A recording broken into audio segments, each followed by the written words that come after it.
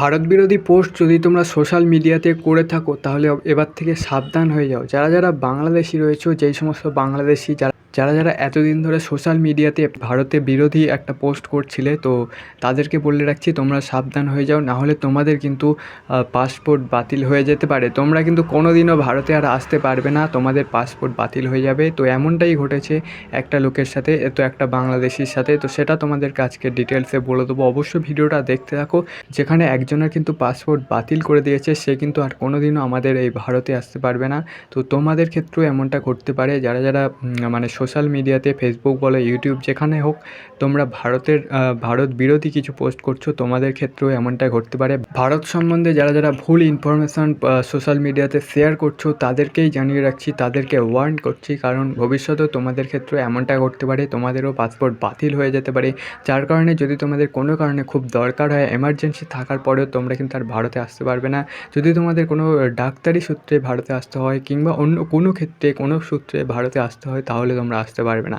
তো ঘটনাটি ঘটেছে বাংলাদেশে একজনের সঙ্গে। তো যেই বাংলাদেশির মানে পাসপোর্ট বাতিল করে দেওয়া হয়েছে, তার নাম কিন্তু আলমগীর, মোহাম্মদ আলমগীর, যিনি কিন্তু বাংলাদেশের বাসিন্দা, বাংলাদেশের নাগরিক।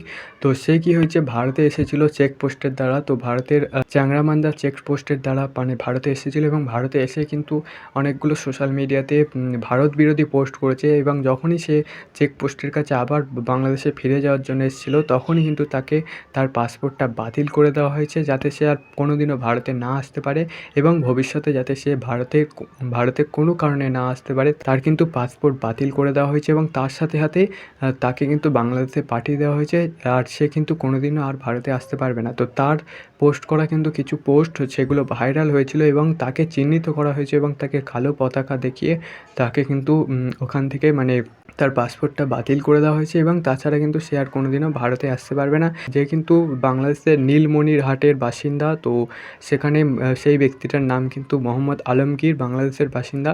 তো সেখান থেকে তাকে কিন্তু মানে আর ভারতে আর ঢুকতে যাতে না আসতে পারে, কোনো কারণে ভারতে না অফিসিয়ালভাবে না আসতে পারে, তো সেখানে কিন্তু তাকে তার পাসপোর্টটা বাতিল করে দিয়েছে। তো এমনটা কিন্তু তোমাদের ক্ষেত্রেও হতে পারে। তোমরা যারা যারা ভারত বিরোধী পোস্ট করছিলে এতদিন ধরে, তো তোমাদেরকে বলে দিচ্ছি, তো ভবিষ্যতে এমনটা যদি করো তাহলে তোমাদের ক্ষেত্রেও এমনটা করতে পারে, মানে তোমাদের পাসপোর্টও বাতিল হতে পারে।